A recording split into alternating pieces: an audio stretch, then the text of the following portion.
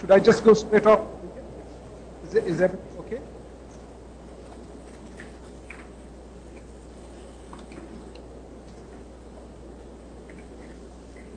Okay, so we can proceed to the next slide. I must begin by apologizing for not being there in person, but I think there are several of my friends and people that I've learned from quite closely, including Mr. Aslam Rafi from South Africa, Professor C.N. Krishnan, and Professor Nagarjuna from India. These are the stars of the free software movement in India. So I don't feel really that my presence would be missed in any way.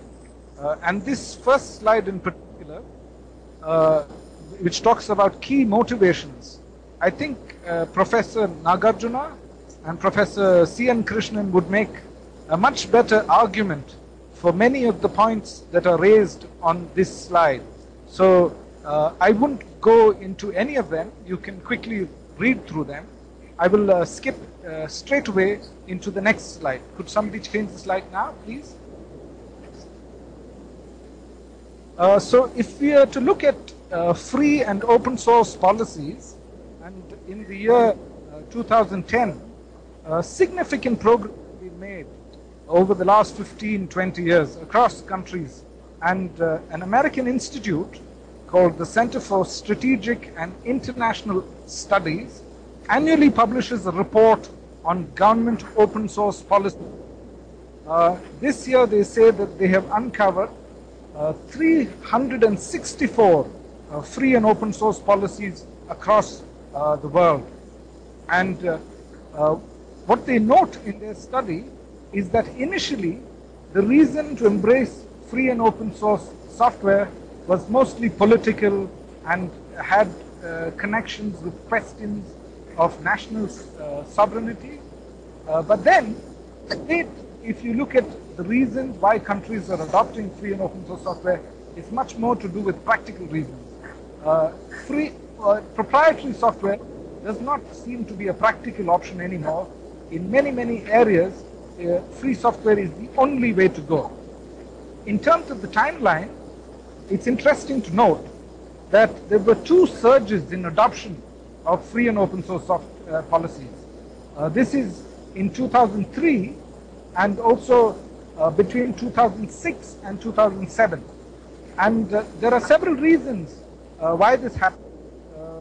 One reason being that large corporate organizations began to see value in free and open source software, and there was corporate push behind free and open source software. But also across the globe, different non-profit organizations, multilateral organizations, and other international organizations began to also advocate for the adoption of free and open source software.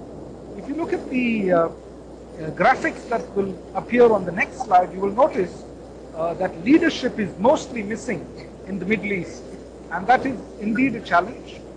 And one must look at this really as an opportunity for Saudi Arabia to demonstrate leadership because of its economic might and the history. Saudi Arabia has an important place amongst the minds of policymakers, other Middle Eastern countries. So it's important that even in the area of free and open source software, Saudi Arabia demonstrate such leadership. Can we go back to the previous slide once, please?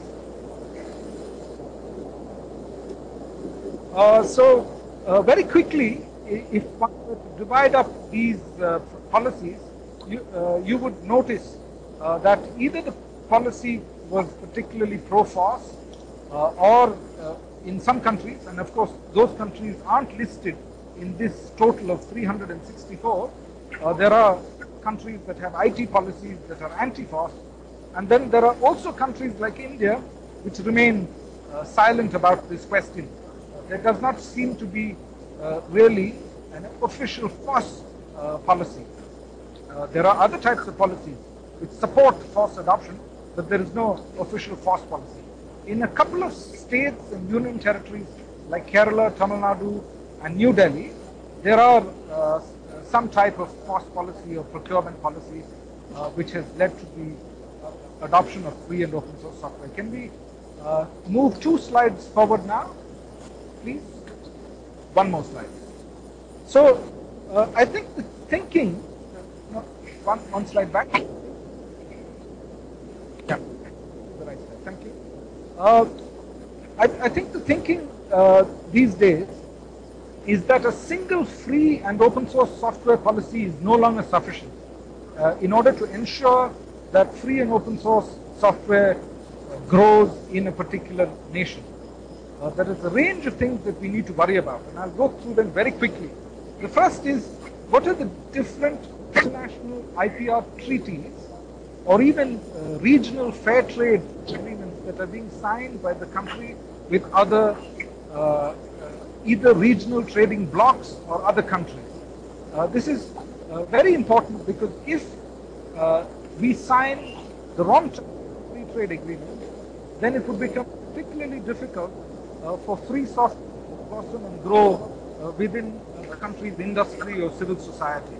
And been a problem. And before any country signs any free trade agreement or any treaty at the World Intellectual Property Organization in Geneva, it must take particular care to see if such treaties impact the adoption of free and open source software, open standards, open content, open educational resources, etc. So that's particularly important.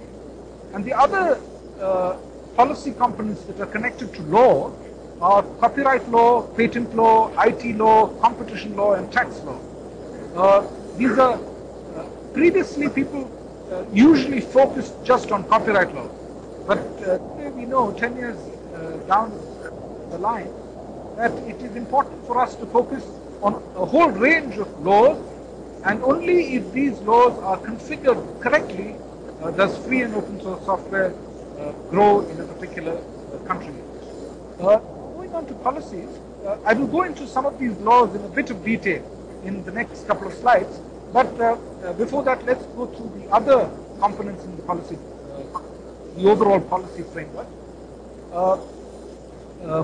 Explicit free and open source policies, open standards policy documents, government interoperability frameworks, accessibility policies, procurement and tendering guidelines, and policies that are similar to the Bayh-Dole Act in the US, or policies that determine how publicly funded intellectual property should be licensed, monetized, commercialized, etc. Many of these are obvious.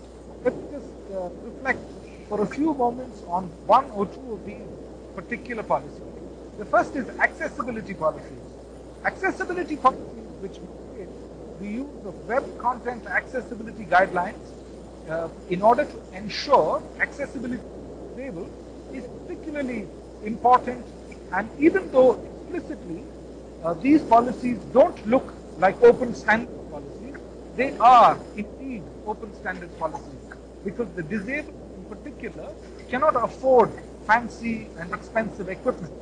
So the standards that are used in order to make content, knowledge, information accessible to the disabled will definitely have to work with freeware, free and open source software, and necessarily proprietary software. So this is a wonderful opportunity, and here we've used this as one opportunity to ensure that free software has a better chance, in particular in the world of e-governance applications.